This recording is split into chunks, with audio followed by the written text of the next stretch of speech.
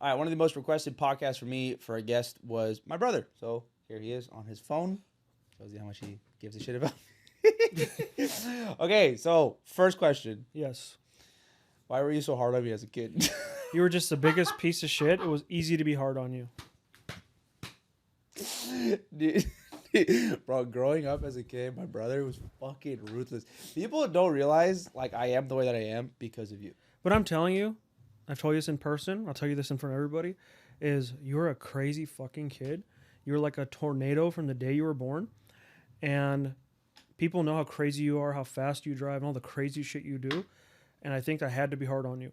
But I also think, taking no credit away from you and the way you're programmed, I really think that me wrangling you in Absolutely. helped you fucking understand, like, okay, I'm crazy, but it could be a good crazy. Yeah. And alhamdulillah, it worked out. Yeah.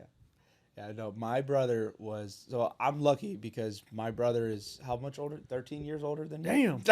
I knew that was coming. My brother's 13 years older than me, so we didn't have that like traditional like, sibling relationship. I was forced to be his dad. Yeah, but dad had a job, and so you basically mom and dad threw you on me, right? Yep. Yeah. So like he was the one that bought me my first dirt bike. You bought me my first remote control car. You took me to my basketball games. You took me to my baseball games. My mom and dad didn't fucking care. I don't know what You were an accident, so. Thanks. My brother says I was an accident, which might be true. I don't know. Mom said she went to Hajj and prayed for me, so Yeah. yeah. So I want people to know because they all know me and they know how I think and how I am and how I operate and how I do things. But it is greatly impacted because of you. And I want to really dive deep into how you think and your life and your life story and all the crazy shit that you've gone through from getting married at fucking 12 years old. My brother you were how old? 6. Sex. He just came back from Pakistan. I was 6, man. He's our 6 years old. My brother. Marva got married at 22. You got married at 22 years old. Okay, so when you got married, you lived in Pakistan for a year? So I went to Pakistan to get married. Right. I talked to my wife for a year. Yeah. Then we decided to get married. Right. Then I went and got married. Right. And I was supposed to do the traditional go get married, come back. Yeah. And I was like, at that time, I was like, why the fuck am I coming back? Yeah. To do what? To work at Wiener Schnitzel? Like, what the fuck am I coming back for? Work under dad? Yeah, work at dad, fucking make fucking hot dogs. Yeah. And so basically I said, fuck it, I'm staying. Mom and dad were livid. Because times were different. You weren't allowed to do anything, right? Yeah. You weren't, mommy and daddy said, but yeah, I ended up living there for like 9 months. Yeah. And then when you came back, you lived at home, right? I lived at home for a year. That was absolutely hell. Yeah. What year was that again? 2000 what? 2000, I don't know, fucking 7 maybe? 2007. Yeah. So I want you to talk about that because that was a huge pivotal moment for not only you, but me too.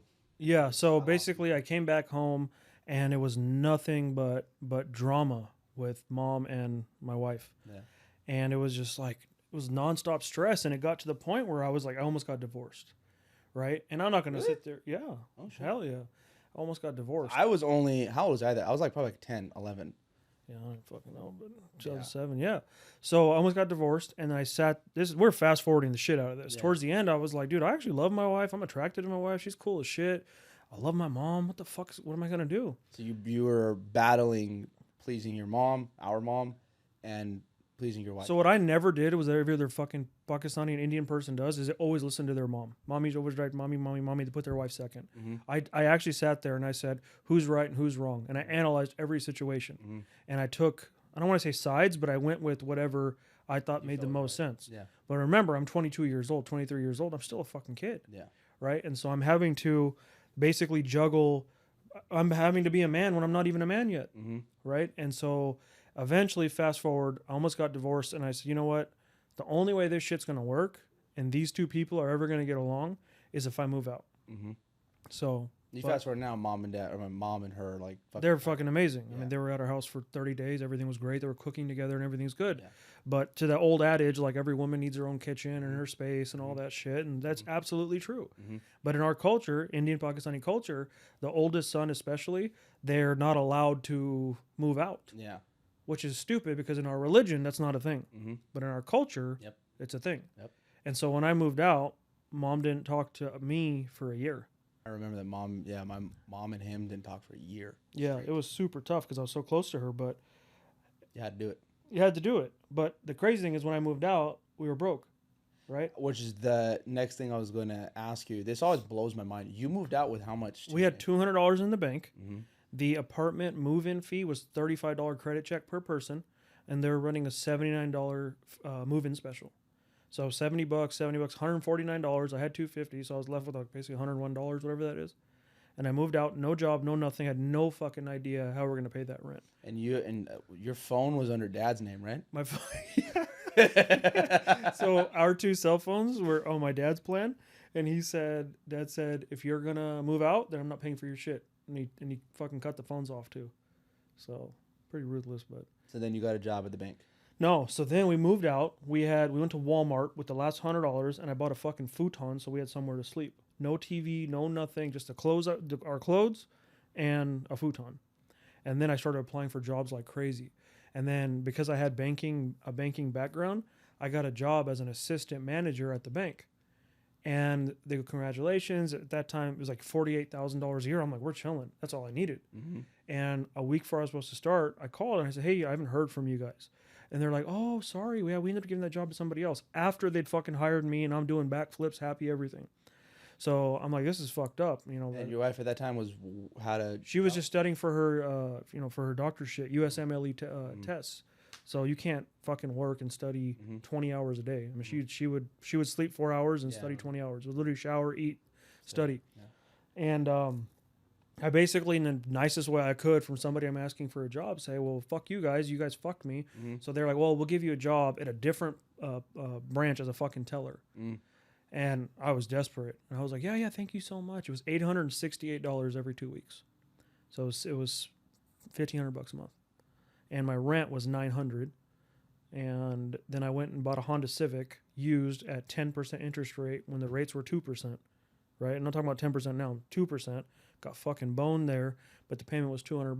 So I mean, I had to do what I had to do, you know. And mom and dad, I'm not. And she got a job then, right? So after she took her step 1, step 2, then she worked at Kohl's. For those of you guys that don't know, that's when you come here from overseas and you're becoming a MD, you have to take. So it's the MCAT for anybody who didn't go to medical school here. Yeah, and there's 3 of them, right? Yeah, step 1, step 2, and then CS or clinical, some shit. I don't remember. It's been fucking forever. But anybody goes to school overseas, India, Pakistan, anywhere else, Caribbean, they all have to take this shit. And then she got a job at Kohl's. She got a job at Kohl's, literally stocking shelves and all that shit. And I remember we'd be chilling watching a movie, and she would get a call from Kohl's, and they would say, we have a big rig pulling up. You know, it's $7 an hour. We need you for 5 hours. And she'd just get up and go. Because that $35 we fucking needed. It's crazy. I didn't know that. Damn.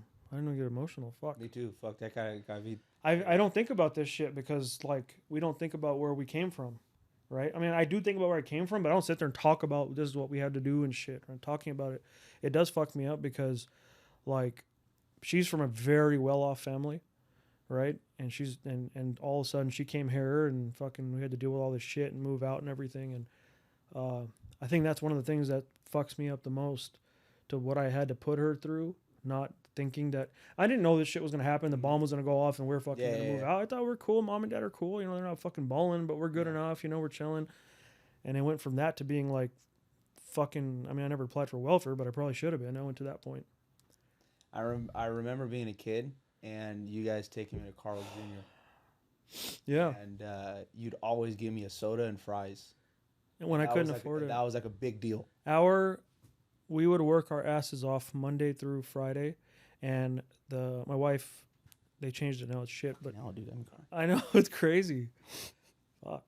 Santa Fe chicken sandwich was like our splurge. Like for us, going to Carl's Jr. on Friday night was our date night, and it was crisp cut fries, a Coke, and a Santa Fe chicken sandwich. And we would get one combo, and I would get my little fucking famous Star Note tomatoes, and we'd sit in the car and we'd eat it. And that was like, we would look forward to that. Mm-hmm. And it's crazy because now you, me, the guys, we go to fucking Javier's, Mastro's and shit, just like, hey, let's go, fuck it, let's go eat, bill $1,000. And alhamdulillah for that. But People don't know what I've been through, man. People like that now that my social media following is growing. People are like, oh shit, go fucking buy this. Go buy a Bugatti. I'm like, I don't have Bugatti money, but people have that thing like where, like, hey, you're doing good. Do this. It's like, bro, you don't know. You don't know where I've been through. And I think that goes through my mind too. Like I want to go buy dumb things, but I think the fear of poverty and going back to it. You lived it, but you may not remember it as much. When you were 10, 12 years old, Dad lost everything in 2008 when the fucking big crash happened and we had to sell our house. He had to sell it. We lost our house. Right? Yeah. No, that first one he had to sell.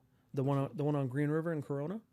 Oh, really? Yeah. I didn't know that. Yeah. He had to, where was Green River after Green River? Where did he go? Millbrook? Yeah. No. Yeah. I don't remember the things, but the one they lost was the other one. Fairway was the one we lost. Right. But in 2008, when that shit happened, and before that, they had the house they had to sell in the Green River Drive house. Oh. And Dad had an X5, nothing crazy, but still a nice BMW. And then Mom had, I don't know what the fuck she had, but we had to sell everything. And I saw it happen. I saw Dad, I was born in 82, right? Damn. I saw Dad's come up, and then I saw it just fall off a fucking cliff. Like, you were there, but you were a kid. You probably didn't realize I didn't know anything. I didn't even know. Yeah, I saw it fall off a cliff, right? And so that fucking seared into my brain that I cannot let this happen to me. I can't put my kids through what I went through, right? And that's why, like, now I'm talking about buying a fucking exotic again, whatever, just to fucking do it. I honestly don't give a fuck, but we'll do it. Alhamdulillah. So, for the record, my brother had a Lamborghini Huracan. Me and him, first ever Lamborghini in our immediate family, and he went to the dealership. Actually, let's talk about that. Yeah. So you went. Man, you're fucking giving me a therapy session. I thought we were just shooting a podcast. Shit. Well, no, I think most people online are so superficial, and the reason why we get the love that we get, dude. Yesterday at the car meet thing, I probably had like 100 dudes. I had guys come up to me. I was sitting in my truck. Yeah. And, I stay fucking whatever, right? Yeah. So when I'm in my truck, I always have it in my lap. Yeah. And this guy comes up to me. He's like, "Hey," and I was like, "Fuck." But it was crazy. I got recognized. I didn't count, but quite a few times. And half of them were, "Are you Cosmo's brother?" but the other half is I was starting to get recognized, and it was crazy. But dude, you and I get so much love, and I think you're right. It's because we're authentic. We don't think, "Oh, we're fucking this," and you already know what it is, and we don't do that bullshit. It's fucking embarrassing. I think we don't do that. I don't do that because of you. You taught me to not be that way, and I think you don't do that, and I don't because it came from fucking nothing. Money doesn't buy class. Yep. And smart. half the fucking people that we run into, they made money, they're new money, whatever it is, and they think they're better than other people because they have money. And they don't know. They didn't go through the 2008 and fucking lose everything. So I know that one letter from the IRS, I could be fucked tomorrow. So, and then there were people like, "Oh, this motherfucker had so much shit, he's broke now. Fuck him. I don't want to be that guy. Just fucking be cool." And in our religion, one drop of arrogance, you're not going to heaven. Fuck that shit. I'm trying to get to heaven. So I've been the one. Actually, our whole friend circle has been like, "Omar, buy a car, buy a car, buy a car." But he's like, "I'll go fuck." So finally, he said, "Okay, fine." So you're gonna either get either 812 or GT3. Dude, I don't fucking know.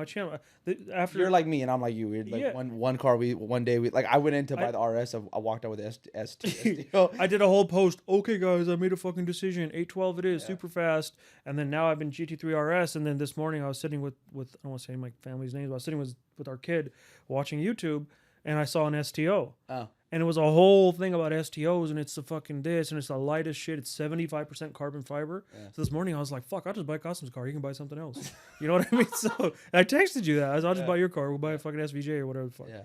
And I mean, I this is my thing. My motivation is that I'm 42 now. Every time they're new. Damn. I don't know how much longer I'm going to want a sports car, right? At 50, I don't know if I'm going to want a fucking sports car. I'm probably going to want a Cullinan or a Phantom or some shit.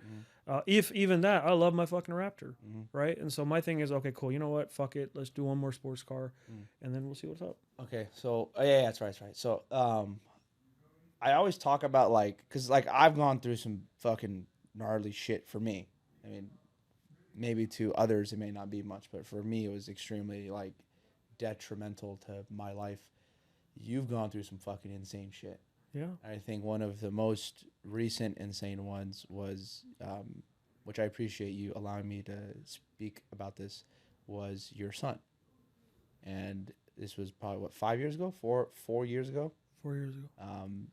I want to go over that and how that affected you and how you pushed through it, because I know that took you to the fucking lowest lows that you've ever experienced, and it also has, you've been out of it now, and how you got out of that, because a lot of people are experiencing, and I get these DMs of people that are fucking suicidal and they want to kill themselves because they're going through certain things, and so I want to touch on that. So 2000, was it 21, 22? I'm talking about this because I want you guys to know that there's always light at the end of the tunnel. I know it sounds cliche, and it's so fucking hard for me to talk about it, but I will talk about it. And me putting myself on camera, Gotham puts himself out there all the time. A lot of my boys do. I don't. But I know that this will help somebody, so I'll fucking talk about it. So thank you. So 2022? 21. 2021, you had a surrogate, right? So both of our kids are born through a surrogate. One of us has a medical issue where my genetic material, my wife's eggs, everything's great, but somebody else has to carry the baby. Right. And so for daughter, first we had a shit ton of problems, and I don't want to put anything out there, but we had a lot of problems. Finally, we got to the point where our daughter was born, everything was great. And then fast forward, we tried to have another baby, and everything went well, but he was born at 6 months. So he was born 3 months early. So I want to talk about that a little bit, about that day. Yeah. So I was laying in bed, and I got a FaceTime from you. Yeah. It was like 10 in the morning or something, 9 or 10 a.m. Yeah, I was super early. And I pick up the phone like any other day, and you were crying. Yeah, I just got into the restaurant, and I got a fucking call from somebody saying, "Hey, your surrogate." Basically, I don't want to put her business out there, but she's in the hospital. Yeah. And I was chilling. I was having a fucking amazing day. I remember chilling. I think I had a GT3 painted sample, this and that. I was fucking chilling, driving my car. Everything was great. And then I got that call, and literally my life went from... that was the most money I've ever had in my life at that time. Most money, sick cars, everything was great. And that's why I tell people, oh, you already know I'm fucking the shit. I know I've had that call to where everything's fucking amazing, and you get the worst call of your fucking life. I get to the hospital. The short version is your son's not going to make it, and neither is a surrogate. That's it. So he calls me, and this is like my dad almost, right? So my big brother calls me, and he's crying, and he goes, "I need you to get here now." He was in fucking Bakersfield. For those of you guys who don't know, it's like the middle of California. And I'm like, "What happened?" And he goes, basically explained it, and I got from Irvine to Bakersfield in an hour and a half. 3-hour drive, 2.5 hour drive. I was fucking like 150 the whole fucking way there, crying, and I pull up, and I met you outside the hospital, and yeah, I was just fucking in shambles. And my brother's always been the rock for me. Whenever shit hits the fucking fan, I always go to him. This is the first time in my life, I don't know if I've ever said this to you, where I had to be like your rock, and I didn't know what the fuck to do. And I was young too. I was like 25, 26 years old, 24, 25 years old. And so long story short, Omar Bai's son he's good now, but he was in the ICU. He was in Bakersfield for like a couple of weeks, and they were like, he's going to die here. We don't have the facilities to take care of him, so he has to go somewhere else. So they helicoptered him. I want you to talk about that day. They helicoptered him to Children's Hospital, LA. If anybody watches this, I fucking love you guys. You guys saved my son. From Chalk, LA? Yeah. Well, Chalk is OC, but Children's Hospital, CHLA. Dude, they're amazing. They're amazing. And mind you, my wife's a doctor, and she was like, these people are amazing.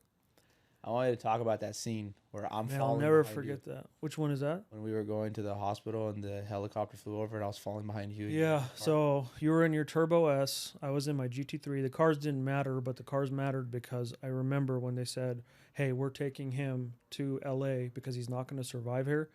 And it'll be like 11 or midnight or whatever it was. And I remember we were at our house, and we had to get there fast. We had to get there fast. I mean, we did 1:31. It was midnight, no cars.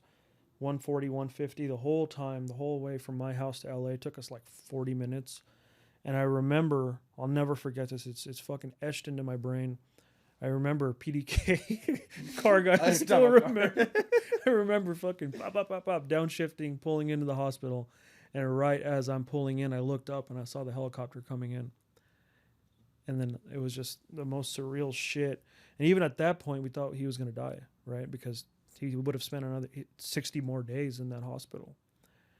And it's crazy.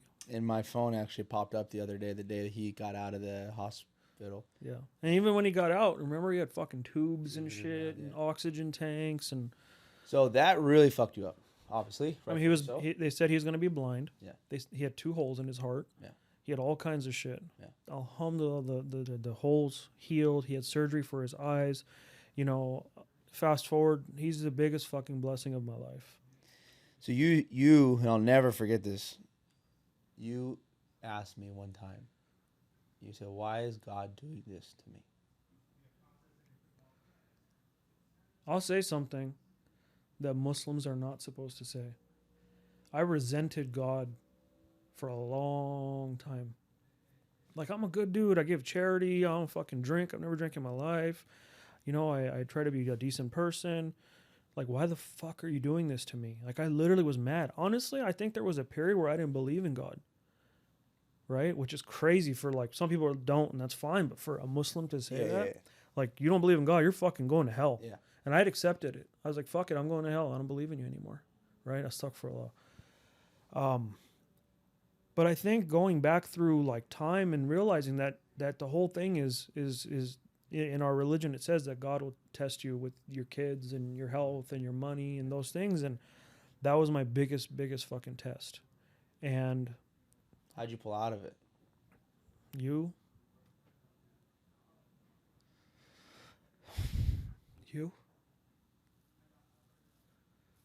and my wife, you and my wife.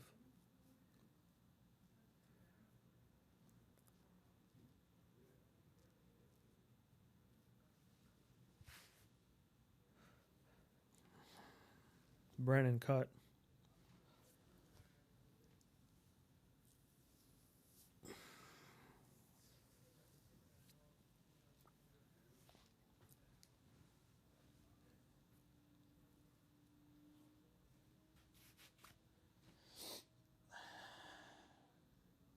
You know, it's funny. I sit there and I think, like, would I have gotten this far without you? You know that? You know how many times I've been, like, fucking rock bottom? You know, when I went through my divorce, You know when these pussies DM me and they were like, "Oh, my parents are mean to me. Oh, I lost my job." I'm like, shut the fuck up, bro. You don't know what I've been through. Yeah. I can't do that because I don't want to fucking destroy them. Yeah. But I want to be like, bro, you don't know what I've gone through. Yeah. And you're sitting here complaining about fucking, oh, my mommy fucking calling me. Fuck you, bro. Like, yeah. Shut the fuck up. Man up, homie. Like, and people say, "Oh, you're mean." You know what? Fuck. I don't care. Yeah. I don't care. I've been to fucking I've been to, bro. At that time, I'll say it, I contemplated fucking killing myself. And the only reason I didn't is because I couldn't do that to my wife, my daughter, you, mom, and dad. Yeah. Thank God I'm fucking good. Yeah. I'm done. Bro, but when you're complaining, "Oh, I had a kid DM me, I hope he fucking sees this." He was like,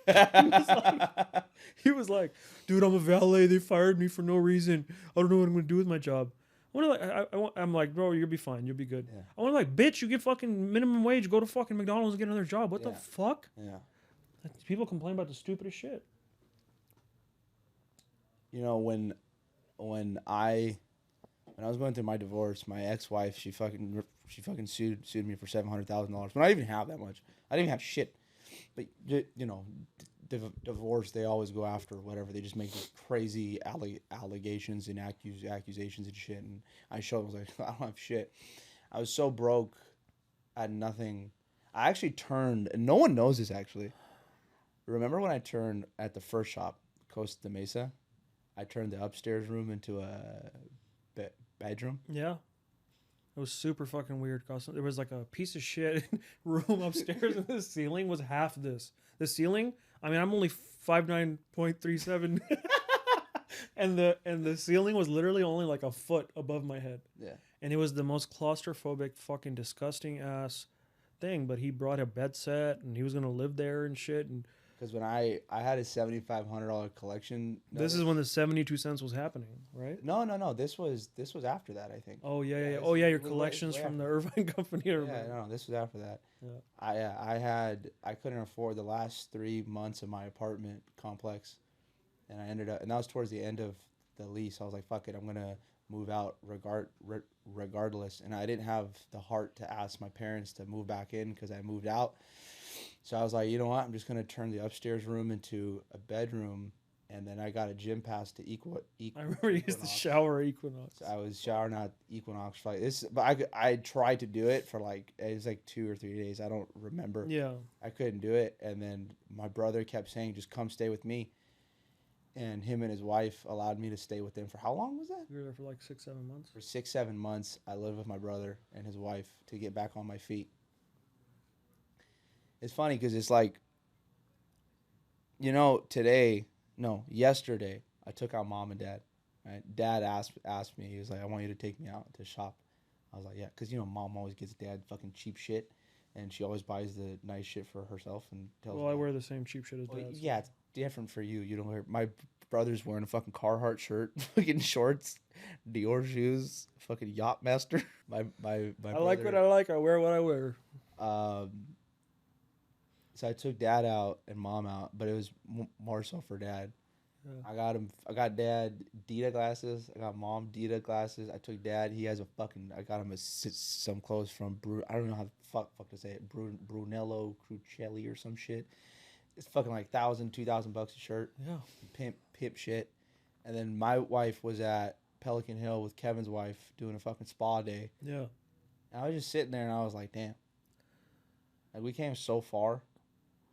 And the thing that I was thinking about, and I want to know how does what goes through your mind is dad.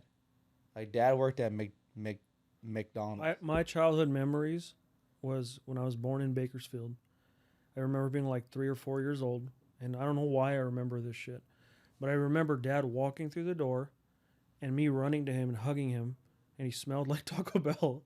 He had a Taco Bell shirt on, and he gave me a kiss, and he'd run upstairs, and he came back down, gave me a hug. He had a McDonald's shirt on, and he went out the door. And it was double shift after double shift after double shift. And, a lot of people don't know I was born in the projects. Chester and fucking Bakersfield shithole. So they were super fucking low income. I don't think dad ever got welfare or anything. He should have. He was probably too proud. But we were fucking... Mom told me a story of one time you and her went when you were a kid back in 1910. Me and Muhammad Ali.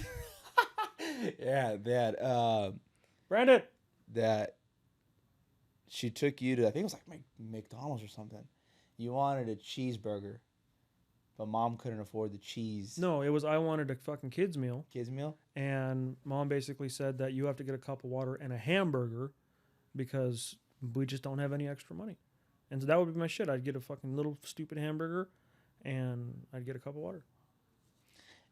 Mind you, that McDonald's is the worst, cheapest shit ever, right? Yeah. Now, then, even so, imagine like you can't get fucking fries and a small drink. So how does it like? Do you ever get like this happens to me all the fucking time? Do you ever just kind of like sit there? Because I was talking to Pac, and the same thing happens to me and Pac. We'll just be sitting there and we'll be like, "What the fuck's going on?" All the time. Like you got like, mashallah, you have a sick house. When I'm sitting in my backyard, alhamdulillah, when I'm sitting in my backyard and I see my kids doing stupid shit, almost diving into the concrete, and I'm sitting there and I think like, dude, I remember going up the 5 freeway Grapevine. Dad had a piece of shit Datsun 210, and I remember being in the back floating around, and Dad would, because I was always into cars, right? And I remember watching Dad shift into second gear and turn the AC off and roll the windows down because a piece of shit car wouldn't make it up the grade of the Grapevine, right? And that every time I go up the Grapevine past Castaic and that fucking stupid lake, what's it called? Pyramid Lake. Every time I go by there, that shit pops into my head because I remember semis passing us because Dad's car was such a piece of shit and he'd have to pull over because it would overheat and shit. And now... It's funny you say that. Now... Because I went up that and I remember that story. I was like, damn. And I was in the fucking SVJ. Yeah. I was like, fuck me. Yeah. I was going up that shit fucking flying. You didn't, dude. And then You can cut this out if you want. You didn't see what I saw. No, I know. You And I didn't see sat what there I and I was saw. like, damn, I'm so lucky. You didn't see You what know? I saw, man. Like my brother, my sister, my dad, my mom. Because when I was growing up, my dad had a really good job. Not a really good job. Dad was getting paid how much? Really good job. $6,500 a month. He had a salary, which is really good compared to what he had I don't before. think it was 6,500, dude. Well, no, it was 6,500 gross. He was good enough. He was getting by, but it wasn't like. So with me, it was minimum wage, McDonald's, and Taco Bell. Right? It was like fucking. I remember. I have these memories as a child. They're fucking. I wish I could just delete them. I remember. I was saying. I wish I could just delete. Maybe that's why I'm so fucked up. I remember mom saying, "Dad's not working today. And we're gonna go out. And we're gonna have a great day." And I remember being so fucking excited, and I loved it. Honestly, I did love it. But you know what the day was? It was going to Subway, getting a sandwich, and sitting at a park and eating, and us sharing a foot-long sandwich. And it was like me going to fucking Disneyland because I didn't get that shit. Yeah. You know? But that's what made me what I am today. That's why, you know what? You know why you always sit there and you fucking daydream and you're delusional and you reminisce and you fucking, I'm going to fucking go. Qasim always says, I'm going to go to Pakistan and fucking Mansa Musa that bitch, right? Just fucking fuck everything, right? You guys don't know, Mansa Musa was an African leader who basically went to Hajj pilgrimage, and on his way there, he gave away so much charity that he ruined the economy of every single country. He gave us so much gold. Can you teach me? So yeah, that's what I always say. I say, inshallah, whenever I go back to Pakistan, I want to fucking Mansa Musa can't say it. Faisalabad. I want to give away fucking money like nothing. Yeah. Dude, I'm telling you, the shit I've seen. So that's where my mindset comes from, being humble, right? I've seen people eat shit, and I've seen people make tons and tons of money, and I've seen how they treat people, and I fucking hate it. Yeah. I fucking hate it. I think like for me, one really one thing that was like engraved in my head was a scene of Dad's boss when he worked in Norco. I was probably like 15, 16, and I think like the food cost was too high or something. And Dad was on the phone, and his boss, that guy, really yelled at Dad. It really like fucking broke me. You know, a lot of people don't realize this, Qasim. What happens is when fucked up things are happening to you and your family, you don't even realize it, but you become like a fucking animal, right? Mm. You become broken. Mm-hmm. You become broken because you are, especially people like me and you who are so fucking type A crazy, right? Like intense people, where we're just so fucking intense, right? And when there's things happen that we can't control, a part of our fucking brain literally just fucking blows up. Yeah. And we're like, and we don't even know this, but in our brain, that part that blew up, that part fills in with like, this is never gonna fucking happen again. Yeah. I'm never gonna fucking let this happen again. I'm gonna do whatever the fuck it takes to make sure that my dad or my brother or my wife or my mom don't ever have to fucking deal with it again. Yeah. And that's what it is. Yeah. And it's like, I see Dad now, and it's like, it makes me so happy. He's chilling now. Yeah, I see him, and I think like, he's 72, you know? We have another solid 5 decent years. God knows, but not long, man, yeah. You know? And it's like, I have his fire under my ass of like, I just want them to enjoy life. You know, you need to realize that they're there now, right? All the shit that you've done for them, I won't say anything about me, but all the shit that you've done for them, they're there now. You know, you're always chasing that carrot. I want you to know that whatever you've done, they're good. They're good. Whatever I've done, they're chilling, man. They got grandkids. They're about to move into that big-ass house, inshallah, next week. They're good. Man, you brought me here to talk about fucking chicken sandwiches and over here fucking dissecting. Fuck. You know what? I'm glad, though. I'm glad people fucking get to know what we're really about. Yeah, they think it's just like cars and shit. It's not. The cars are cool. Fuck a car, yeah, dude. Fuck a car. Honestly, yes, I love cars and you love cars. We all love cars, and it's like that's the carrot that's in front of us. But the real fucking fire is not the car. It's our family. It's our people. I think, there is one person in our life that we looked up to, and that person, whatever things didn't go right, whatever it was, and for me personally, that put so much rage inside me of like, I'll show you, you know. And I got lumped in when I did nothing. I fucking have nothing to do with anything, but I'm part of the shit team now. And I think it was more so about how mom and dad were treated, and how mom and dad were spoken to. And there's so many guys that DM me of like, my Chacha G, Mama G, my uncle, my tío, my tia, blah, blah, blah. They talk to my mom like this and blah, blah, blah, this, that.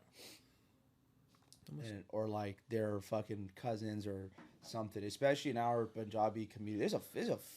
Not just us, honestly. It happens, I guess, that I didn't know, but this happens with anybody, it's so prevalent. Anybody who ends up having more money, they think they can shit on their family members, right? Yeah.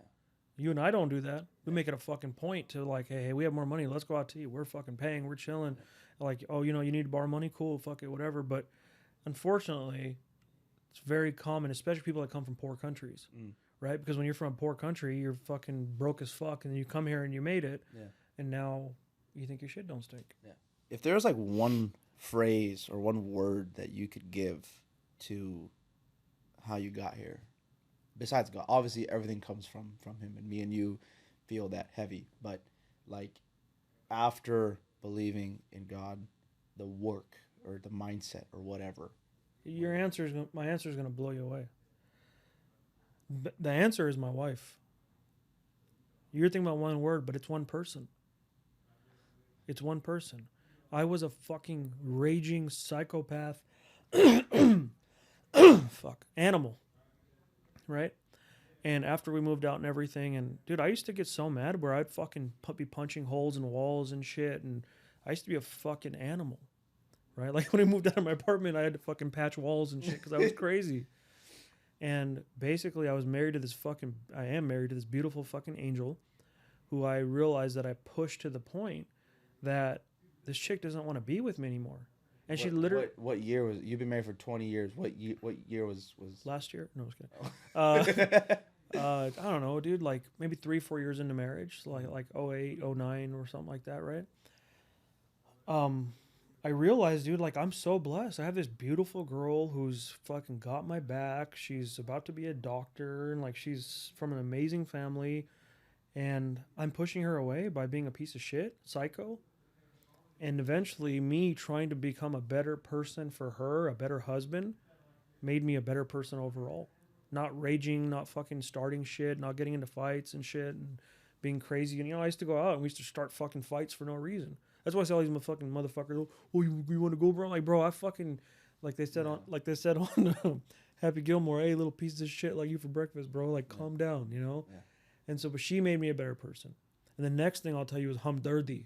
There's no translation for that in English. Anybody who's fucking Pakistani Indian, they'll understand. Hamdardi is, it's like a true, genuine care for a person that you love, right? You share the same vision, good or bad, come hell or high water, whatever it is, you're on the same fucking team no matter what. And I have that with you.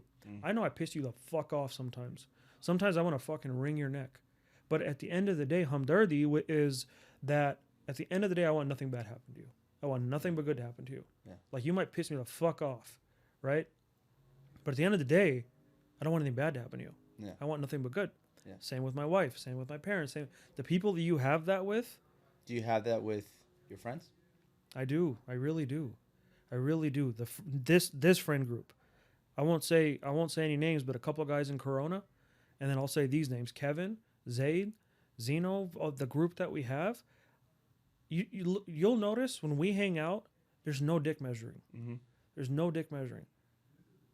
Hey, OB, I went through this shit. All right, let's fucking fix it. Me, hey guys, I'm going through this stuff. All right, let's fucking fix it. Oh, Kevin, I'm fucking bought a fucking $1 million this and that, whatever. There's no like, oh shit, yeah, dog, that's sick. I was gonna get one too, but I just there's none of that. Mm-hmm. It's like, good for you, Kevin. Mm-hmm. I'm happy for you. I hope you get fucking 10 more. Mm-hmm. Like, I literally, I want to make my money, but I don't give a fuck if every single person is richer than me. Mm-hmm. You don't get that in groups. Yeah. You don't get that, We're dude. lucky. We're so lucky. I won't say names again, but we've hung out with some people where it's like, yeah, I could do this, and I'm gonna buy this, and I'm about to do this, and I'm making these moves and all that shit. Bro, you can't be in our group. You can't be in our group. We're not on the same wavelength. We went to somewhere the other day where some dude was talking about, oh yeah, I'm buying this and I'm going there. What did I do? Got up and left. I was like, fuck this shit. Yeah. I don't care, bro. Okay, bro, you have bigger dick than me. Perfect, awesome, amazing, great. Yeah. I don't care. Yeah. If you're not gonna provide me value or make me a better person, I'm not gonna sit there and let you fucking toot your own horn. Yeah. Never been a dick rider. I never will be. Yeah. Yeah. I think there's a huge. Allah's blessed us with the people in our life. Dude. Honest, everybody. Zayd, Kevin, Zeno, Hamdan, Rico, Mishan, Elias. Elias too? Elias gets so much shit. Elias, yeah. I love that kid. Elias is funny, but everybody, I didn't say all the names, but I mean, you know what's crazy is I hung out with that guy, Life of CMA in Pakistan. Yeah, how's that? Amazing guy. But my point is this, and I have to pull up the shit to fucking show you. He's like, dude, he saw our group chat. He's like, bro, how the fuck do you have such a big group chat that's like real bros? Yeah. I'm like, dude, I've been through so many fucking shit friends and this and that. And I said, these guys, I can be like, I need $100,000. Collectively, I promise you. In a second. I promise you it'll happen fucking before you can, in a blink of an eye. Yeah. If I say I have a problem, I promise you'll be fixed, right? I'm not leaving nobody out, dude. Fucking Elias, Hamdan, Jerry, Kevin, Mahmoud, Mike, Baba Mike, Mishan, Miguel, Mo, Omar, Almuzian, Moreno, Rico, Sean, Zayd, Zeno, everybody. Every single one of these motherfuckers that are in this group will solve any problem. If there's a death, if there's whatever, they're there for us. Oh, no, bro, I'm going to be out of town. You don't hear that shit in our group. Yeah, there's no gain. They're not looking for a gain. They're not looking to make something off you. There are not opportunists with us. No. Yeah. I mean, dude, Sean. Look, let's talk about Sean. Fuck yeah, Sean. Sean. Shout out Sean. Sean Exotic Car Factory. I fucking love that guy. Yesterday we went somewhere and some guy was trying to convert him. That was pretty funny. It's not some guy. I don't know. I'll say it. Muhammad the Sheikh, the Hovi. Yeah, he's cool as fuck. He was trying to convert. Sean's Buddhist and he was like trying to convert him. That's funny as shit. But Sean, like, we buy cars from Sean. I'll literally be like, Sean, how much was the car? He'll be like, I'm selling it for $420. And I'm like, how much you pay for it? He'll be like, $410. I'm like, I'll pay $410. I'm like, okay. Yeah. What? Like, why? Yeah. He's in a fucking business, right? Yeah. I know he's gonna sell fucking 50 fucking cars this month. He doesn't give a shit. He doesn't, and he values friendship before money. And that's the thing. It's valuing friendship before money. It's a brotherhood is more important than money. No, yeah, he's somebody said it to me when I posted the picture of us of my birthday. They're like, it's crazy that you're the main, and it was even more insane that they could even spot it out or point it out that I was like the main connection between everybody. You've always been the glue. Since childhood, you've always been the glue. You're the crazy, eccentric one, and you're the one who always is the glue to play. The whole fucking conglomerate of fucking monsters that we hang out with, you created that, and I'll give you the credit for that. Thank right? You. I'm proud of that. You should be proud of that. Proud of it, yeah. You should be proud of that. Who else can create that? And very few people can do that. Yeah. And not only did you fucking bring all these guys together, you've made all of them understand, like, there's no competition here. There's no nothing. We're a fucking team. We're in it to win it. Yeah.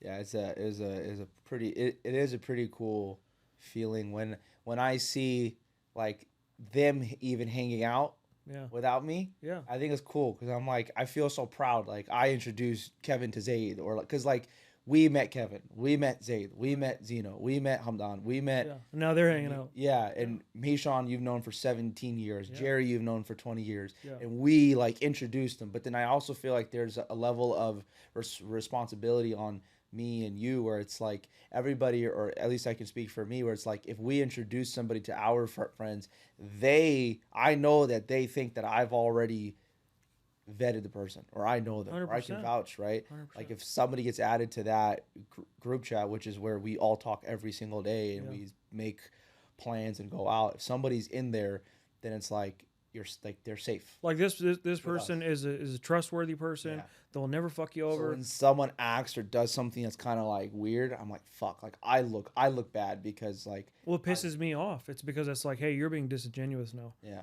You're part of this fucking, Marvel's X-Men and shit. It is, honestly, right? it is. I think our friend group is probably worth over like $1 billion. I think Zayd takes like fucking half of it. It's Zayd and us. It's Zayd and then it's us, right? Yeah. No, but it is. But money is one part of it, Qasim. The other part is the loyalty that comes with it. Well, that's what I was gonna say. Right? Next was like not only that, but just like how it's just so bizarre to me that like. Think of it this way.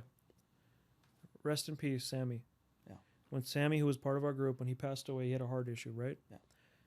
Do you remember how the whole group, everybody's fucking world stopped? Yeah. Nobody gave a fuck. I didn't give a fuck about Babas. I didn't give a shit about nothing. You didn't care about your cash flow project. Zayd was in Palestine for a wedding. He was flying back. Yeah. The whole world stopped. For us, yeah. Because we knew that everybody needed to have each other's backs. No, I mean, what, dude, death, no money can't solve that problem. Yeah. That's just God. It's your time. Yeah. But the whole world stopped. There was no like, oh, bro, I'm sorry, condolences, but I'm out of town. There was none of that shit. Yeah. Right? Everybody just fucking locked in and said, okay, we got to support each other and we got to support his family and we got to be there for them emotionally as much as we can. And there was no excuses, not from a single fucking person. Yeah. We'll get asked like how do you find that? And I want to know your response because you've been. I mean, joking aside, you have twice the life experience. Damn. You've gone through a lot of friends, not a lot, but you've had like groups and then slowly it like dies out, right? Like well, think about it this way. My main best friends, Zishan and Donish and a couple other guys, are guys that I've been friends with for fucking 20, 25 years. Yeah. Tim and Justin. Yeah. Right? My two white boys. I've been friends with Justin since I was 7. Yeah. I've been friends with Tim since 11th grade. What is that, 15, 16 years old? By the way, Tim, if you're seeing this, I love you. My dog. Tim is my brother's best friend. He works for, I won't say the, fuck, I'll say it. No. Brandon, if I said it, don't take it out. He works for a police department that... He is a cop's cop. He is not an asshole. Yeah. He's fucking super level-headed. Like, if you want to think of it, everybody fuck the police. First of all, we're very pro law enforcement, but he is like the guy, like, if shit goes down, he's the cop you want to show up. Yeah. Well, and for all the times in my childhood... He saved your ass. I got in fights, road rages, car crashes, this, He and saved that. your ass. One time, Qasim should have got arrested, but he got 5150 instead. I remember you left the house fuming, and then all other fucking helicopters like, oh fuck. Yeah, something happened. I was really mad. I ended up in a psychiatric ward. Well, you should have been in jail. That was a favor. So Tim, if you see this, thank you. But how do you find him? Dude, honestly, I think you have to have, you have a radar. It's multifaceted. Yeah. You can't be a dick rider. Yeah. You can't be friends with somebody just because they have money. Yeah. Because a lot of guys that have money are pieces of shit. And I love the fact that some of our friends who may not be extremely... I mean, nobody in our group is broke, but like some people have regular jobs. Yeah. So it's not a money thing. And they don't kiss our ass, which I love. Never. Yeah. Or anyone's ass. Yeah. Never. I mean, some of the guys have regular fucking jobs. They're amazing people in our group because they're amazing people. Yep. There's nothing to do with fucking money. Yep. Right? And there's no expectations. They're like, hey, can I do this? There's nothing. Yeah. It's just because they're fucking amazing people. Yeah. How do you find it? Honestly, dude, I think time tells all. Right? Time tells all. Right? The more time you get to know somebody, then you'll understand this person's just with me because of money. This person's a user. This person just makes horrible fucking decisions in life. I don't need to be around this person. Right? And eventually you'll figure it out. But how to have a group like that, I don't know. But I will tell you, a lot of people ask me, how do you get around investors and things like that? My answer is hang out where people who have money hang out. But to make friends like that, I think it's a gift from God. Damn. It is a gift from God. It is. Yeah. It is. Because mom and dad, everybody's mom and dad, you are the company you keep. As a dad now, I will tell you, it is exactly that. If you hang around with fucking potheads, you're gonna be a pothead. If you hang around with fucking druggies, you're gonna be a druggie. If you hang around with fucking motherfuckers that go to sideshows, you're gonna want a fucking charger and go to sideshows. Just that's how it is. Yeah. Right? We're around a bunch of fucking monsters that do business. What do? Alhamdulillah, we're all monsters that do business. Yeah. I think at times it's also detrimental for me. Because, like, I'm like, oh, okay, cool. This month I made this much, right? And then I'll talk to fucking Zayd. Oh, that's video. Oh, yeah, I made that in 20 minutes. Literally, I'm like, fuck, I need to do more. Yeah, but it's not a competition. It's like- pushing. yeah. It's push. It's a driving force. Like, you know what it is? As you sit there and look at our group, and you think, if my dumbass friend just made this much money, if he can do it, I can do it too. Yeah. And it's not like I'm gonna fucking shit on you. Yeah, no, it's like, bro, if you can do it, I can do it. Let's fucking do it. Yeah. You know. It was, And there's no gatekeeping involved. So when we found Zayd the Phantom, I stopped by Lamborghini. Talked to Randy. Shout out, Randy. Randy McCall, Lamborghini, Newport Beach. Best exotic. Hold up. First of all, great guy, great father, great husband, and also one of the most down to earth exotic salesmen ever. Every single exotic. Bro, I love that guy. Yeah, I fucking hate exotic salesmen, to be honest, because all of them. 99% of them. Yeah. You know when you go to Nordstrom and the guys act like they're fucking ballers? Yeah. It's like, bitch, you fucking work here. You Yeah. can't afford half the shit. Yeah. That's the same thing with the exotic guys. Yeah. Randy is the nicest fucking guy in the world. Yeah. He is the greatest guy. So I went there. I go, hey, would you by chance have any Bugattis? He was like, yeah, I have a few. And then I go, my friend wants one. Long story short, I'm going to potentially get Zayd an allocation for the Bugatti Tourbillon. Well, he's the perfect customer because not only can he afford it, he'll buy more, and that's what they want. Yeah. And so I called up Zayd and I go, hey, Zayd, the deposit's $800,000. He goes, okay. Man, may God give him more. Yeah, Zayd, if you guys ever get a chance to meet Zayd, the reason why... If you ever meet him, give him a hug from Omar and Qasim. Yeah, he is the most... He'll probably hug you back. He'll be like, oh, hey, how you doing? Literally, he is the most humble, most down-to-earth, genuine guy, and for us to call him... Bro, when I look at his face, yeah. I just like... He's so sincere. I just want to be like, God, give him more. Yeah. He deserves more. Yeah. Like, he's just so fucking amazing. Because we always see he's like really uber... Are we crushing on him? Huh? Are we crushing on him? Maybe. We're not good. My wife's getting jealous. Yeah. No, you know what it is? He's just a good dude. You just want the best for him. Yeah. He's just a good motherfucker. All right. Ask him how his fitness journey has been going from ABC Garage. Adrian. Oh, I fucking love that kid. It's been going really good. I'm 238. I was 238. Now I'm 205. And it's been eating right and fucking gym. And it's been going good. I went to Pakistan. Almost fucking died of food poisoning. Fucking shitting my brains out. And I had IV after IV. But actually tomorrow I'm starting. I was going to start the gym. It was Monday. I was going to start today. But this morning I felt shaky. I think my body's still fighting that fucking Pakistani fucking plague food poisoning. But other than that, I'm getting back in the gym tomorrow. Baba Mike 27 said, "Why are you gay?" I mean, he's my other partner, so I don't know why he's that asking answers me that. Ronit P35 says, "Thoughts on Gavin Newsom?" Fuck him. Yeah, I'm. Fuck, I hate our California government. Yep. I think it's absolutely shit. I'm definitely a conservative. But I also don't like how conservatives' rules apply to Muslims and the whole situation in Gaza and all that stuff. Not to get too political. Free Palestine, fuck it. Free Palestine. Someone's like, you don't say it. Bitch, I'm Muslim. Free Palestine all day. Free Palestine until the day we die. No, not even a question. Financially, this is what I say. Financially, so fiscally, if you understand what that is. Fiscally. I don't know what that means. When it comes to money, I'm a Republican. Uh-huh. When it comes to social shit, I'm a Democrat. Got it. So I'm in the middle. I just want good for people, bro. Yeah. And I want them to work hard for it. All right, AJM Maz. Maz, my dog. Maz said, "How short are his shorts?" They're pretty short. They're pretty short. All right, Hossein.WN. Saddam Hussein. When you see a girl in public and want to approach, ask her number and date, explain what to say. Just lick your lips and be like, "What's up, girl? What's up, girl?" I don't know, dude. You know, I've never approached a girl. I've never either. Yeah. I also got married when I was 6, so I don't know, but you're asking the wrong guy. No, well, let's answer that question first. Okay. I think girls, this is what I've noticed. Because I still pull chicks even though I'm married, but I won't do anything. But I've noticed the girls that are attracted to me has nothing to do with anything other than confidence and humor. So what do you do when a girl is giving you attention? Oh, I mean, I don't do anything. I'm married, and I'll never cheat on funny. my wife. I am such a dick. Like if any girl, I'm not a dick. I know you. You go, I'm married. fuck you. Yeah, I go. No, I don't do that. I say, oh, hey, thanks, but I'm married. I put that out there. I've never cheated on my wife, and I never will. But I think that if you want to get a girl, it's confidence and humor. What's a crazy story you have of Gotham from 8th Element _? Fuck. There's too many. Yeah, there's so many fucking stories. He almost flipped that fucking white truck he posts.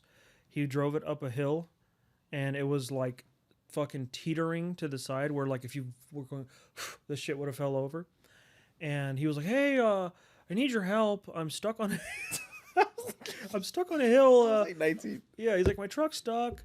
If you can come down and help. So I grabbed Justin, and he has a He had a Dodge Ram with oh yeah, he had a Dodge Ram 4-wheel drive, all that. So he went up there in the hills of Corona to get him out, and I get there and Gossam's making it sound like he's just stuck in the dirt. And when I get there, I'm like, dude, this shit rolls. He's fucking mountain. It was a 14 or 10 inch. I don't know. In a 2-wheel drive truck. Fuck, so stupid. I had a 40-inch tire. No, I had 38 Toyo MTs. I went up this thing, and it was too steep, so I started to reverse. And I was like, you know what? Let me just go like this. And then I was going to go like this. He thought he was going to do one of these, like... Yeah. And so I go down, and I go like this, and I start to go like this, and my fucking truck just digs. And I'm sitting like this. No, I was sitting like this.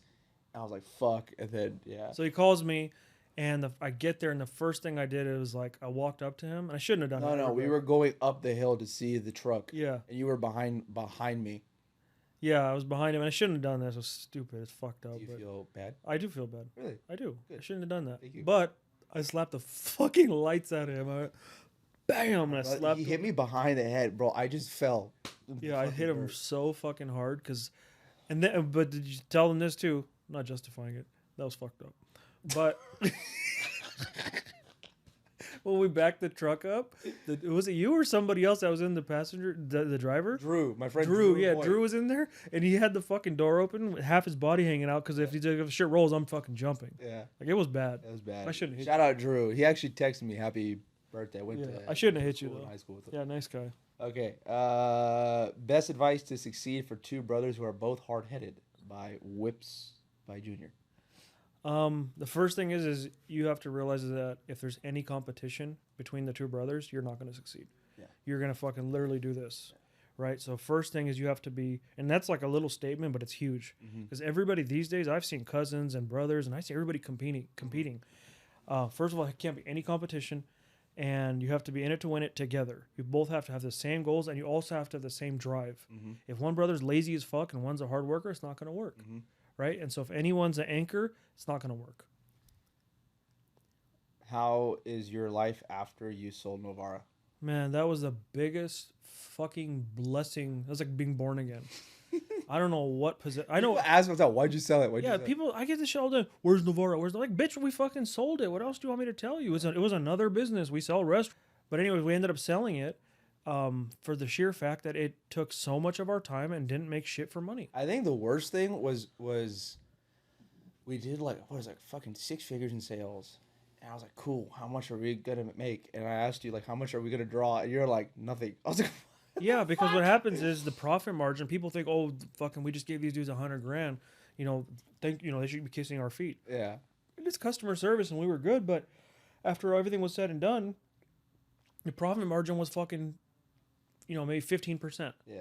Then you have $17,000 of fucking rent. Yeah. Then you have employees. Then one thing fucks up and you have to give the employee $2,000. It fucked that shit. If I tell you anything, people say the restaurant business is hard. I think the car business is 10 times hard. I spoke to Josh from Bowdoin yesterday. Yeah. Shout out to him. He's I spoke to Josh. He's the king.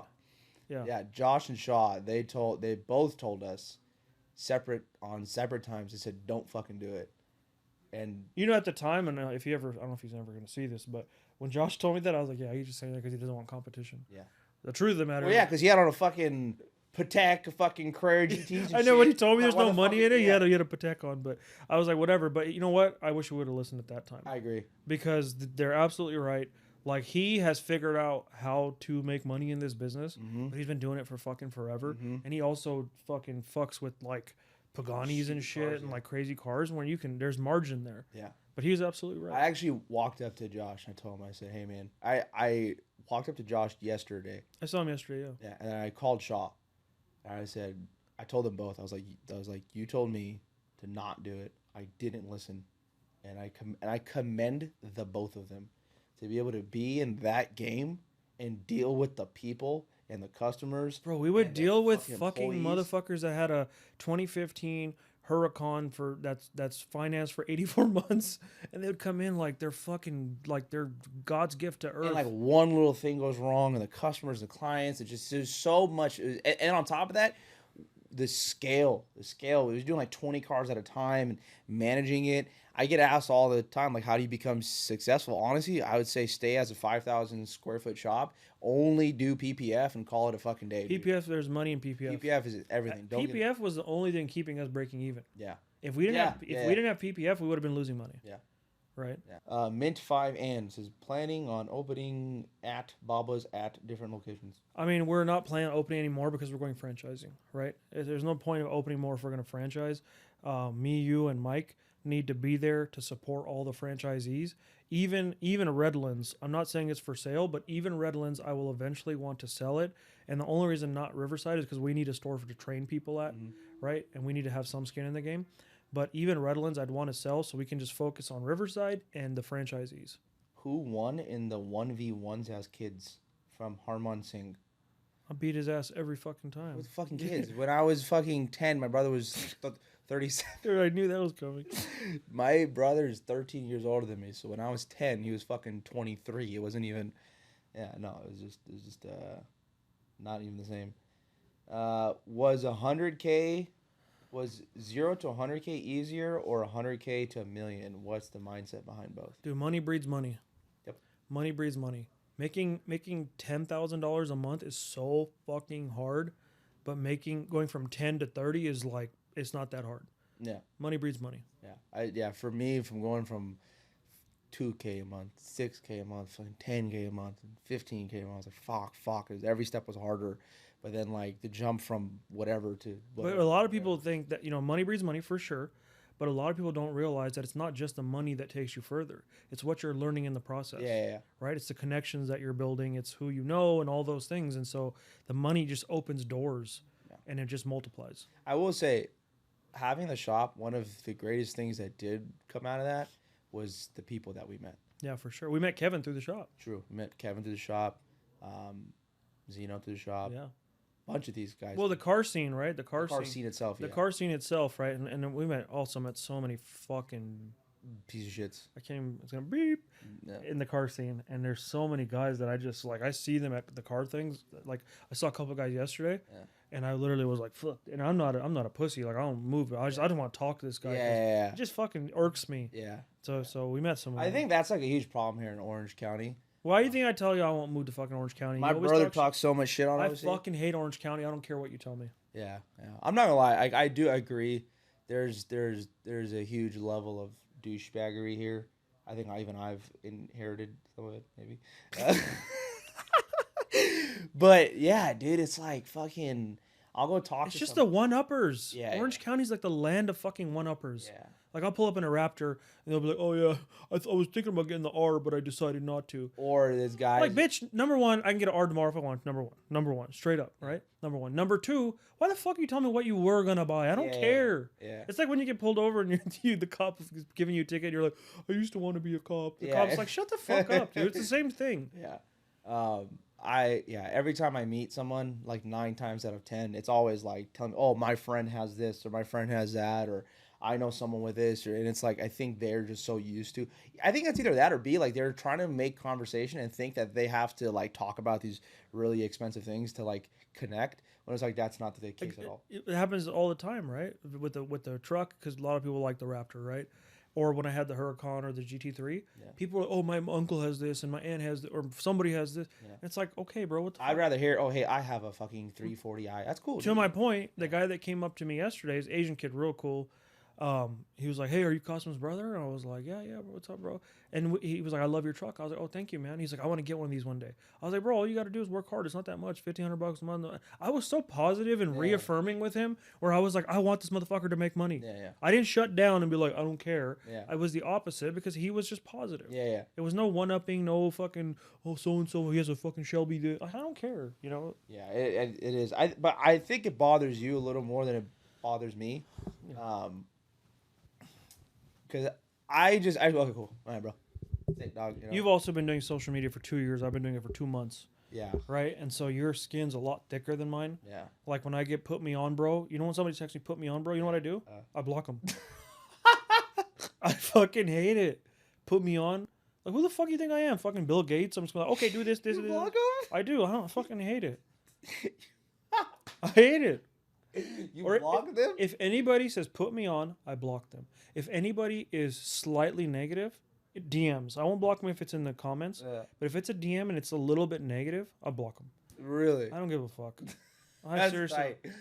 That's tight. Dude, I'm not a fucking little kid where I'm going to sit there and go back and forth. You know, I've been doing that lately. Anything slightly negative, fuck you. The second you realize that common sense is not common, yeah. that I know I'm not going to get through this dumb You know what it reminds me of is like those. Let's talk about that actually. The Pakistan. I think half of Canada fucking follows me. Dude, I think my following is Sacramento. Yeah. That's what I'm telling you. Same. Dude, I pulled up to Sac. I had so many people. I was like, what the fuck? Like, it's nuts. So this. Shout out to the Punjabi videos, man. I'm going to say this for the record. We're Pakistani. Yeah. Our grandparents, I have fucking half the I'll time. tell you the short version. You always mix it up. I always do. Our daddy's from Moga. Moga. Our nana is from Jalandhar. That's right. Yeah. Okay. And our dad's from Multan and our mom's from Faisalabad, right? Yeah. Okay. So us being Pakistani, but you grew up around a bunch of Indian Punjabis. Yeah. Right? So I did too. Those are all your older bros. Exactly. So Vinny, Amit, AJ. Ahmed just called me right now. Oh, you did? Yeah. Vinny, Amit, AJ. Monty Lolly. Lolly. All those, you know. I feel closer to Indian Punjabis than Pakistani. Because you know why? Or sorry. Punjabis. Actually, no. I think it is Indian Punjabis. I think our Pakistani. They're closed-minded. Yeah. Our Pakistani. Why? It's the same fucking country. That's why I don't get. It's the same country. The bigger part of Punjab is in Pakistan, right? Yeah. The thing is, there's a fucking line down the middle, but our mentality is more shared with Punjabi people, in period, because they're more loving and giving, and they're not fucking cheap about everything. Man, Indian Punjabi people, they're the most giving people. They'll give you the fucking shirts off their back. And the other problem is that our Pakistani people, they're so fucking judgmental. Yeah. You know that lo kya kenge shit you always talk about? Mm-hmm. It's across the board, India and Pakistan. Yeah, India and Pakistan, right? But it's way worse in Pakistan. Yeah. It's way worse in Pakistan. I agree. And so, therefore, you know, I was in Pakistan for a month. I'm not talking shit on. Yeah, right. Like, I don't hate Pakistanis, obviously not. But it's just, I feel like anytime there's anything negative, it's from a Every negative comment I get is from the Indian people that follow me. Mm-hmm. I get like video rub hor deve, rub then things like that. And the Pakistani go, oh, well, isn't that a waste of money? Like, shut the fuck up, bitch. Or like, oh, Allah's gonna be mad at you. Like, dude, fucking, let me just do me, bro. Dude. Like, yeah. How did you grow up? Because okay, so my approach to why are you laughing? My approach was fuck you. My approach to our culture is a lot different than yours. You went the more respectful route in terms of like growing up and like low gang and like doing things that mom and dad said to do. I was like, I don't give a fuck. What type of challenges did you face growing up? And my challenges were literally what fucking auntie so and so was gonna say and this and that, and I stuck to it, right? But literally that like compressed my fucking life into a tiny little corona where I can't do this or I can't do that. I remember I'd be hauling ass. My mom like, oh, so and so's dad saw you fucking flying, and I remember I'd be like, oh shit, oh no, mom's gonna get mad, dad's gonna get mad. So yeah, mom and dad are gonna get mad and all this shit, and you never gave a fuck. So how did that make you feel when you saw me like I don't give a fuck? I was like, low key walk into like I was low key jealous. Really? Yeah. Oh. Not jealous of you like in a fucking weird way, but just like, man, this fucking kid doesn't care about anything. Yeah. And I had to be on fucking eggshells on every single thing I did. Yeah. And mom and dad don't say shit to him. What the fuck? So okay. I love this shit. So my parents were a lot harder on him, fucking tenfold, thousandfold, than they were on me.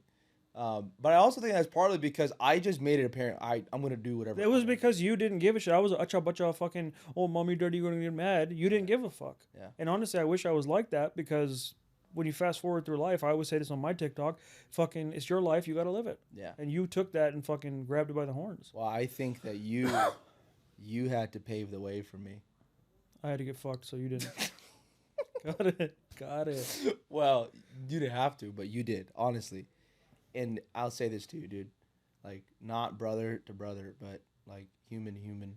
This is like from my heart, not just because of this, but you've affected more lives than you even know through me. Thank you. Appreciate that. Yeah. There's advice that you've given me that I give to others, and it's helped them. I ate shit, so you and the other guys don't have to. Yep. There's things that I've told to other people, or I've even implemented myself in life that you've taught me, that I've talked about, that has saved people, that's helped people. So even though maybe your childhood or your upbringing, your early 20s was rough, but you have saved other people from having to go through those same things. And it might have sucked for you, and I'm sorry that you had to go through that. I am, because some of the stories that you've fucking said are insane that aren't here, but you've helped a lot. And most importantly to me, you've helped me. And there's so many guys that are like, how are you guys two brothers with no competition or no this or no that? And I don't know. I feel like mom and dad. I told you a long time ago. Like, mom and dad, 100%. Mom always told that's your brother, that's your brother, that's your brother, right? Yeah. I told you a long time ago when we were going through some shit. Not me and you, but I was going through some shit. Mm-hmm. And you got pissed about something. And I said, Qasim, today I tell you we're on our Tate shit. Mm-hmm. Right? Mm-hmm. Like Andrew Tate, good or bad, I don't give a fuck, whatever. But those two brothers, they're inseparable. Yeah. Right? They're one. They're fucking probably the same goddamn bank account from far as I can gather. Mm-hmm. Right? I told you we're on our Tate shit. Mm-hmm. Once you have that mantra, no stopping you. Yeah.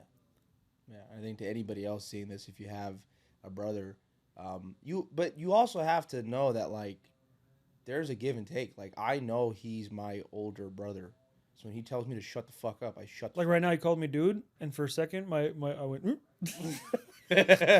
No, well, yeah. I mean, he got real comfortable talking, but he never calls me dude. He always calls me a Marbe. Yeah. No, I don't care, but I'm just saying, like there's still a level of respect that you and I. There's a massive level. Yeah. I can't. I've never called him dumb or stupid or things like that, or like I'll talk shit to a level, to like a very. He'll say I'm old or this or. Yeah, fucking... but I'll never fucking make jokes to him because that's my older brother, and if you're closer to my age and if you love me or have respect for me, then you love him too, right? So yeah. I mean, I get a lot of respect because of you from these guys. Like I do. Like they know, because I think you hold me to a level of respect. Yeah. Automatically online, I get that, right? And I appreciate that from you guys and you, and. Like I get guys that'll DM me, I love you, bro. Yeah.